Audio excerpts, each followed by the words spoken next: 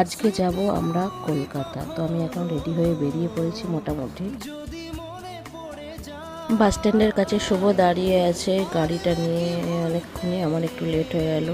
রাস্তায় দাঁড়িয়ে কাশফুল দেখেছে, যেহেতু কাশফুল পছন্দ আমাদের দুজনেরই খুব, তো একটু কাশফুলও তুলে নিলাম আমরা। এখন একটু জায়গায় দাঁড়িয়েছি, একটা জায়গাতে চা খাবো বলে। এখানকার চায়ের টেস্টটা খুব ভালো, আমি সচরাচর চা খাই না। চাটা খেয়ে এখন আমরা বেরিয়ে যাব ধর্মতলার উদ্দেশ্যে, এখানে শুভ জুতো কিনবে। এখন যাচ্ছি ওপরে শুভর জুতো দেখতে।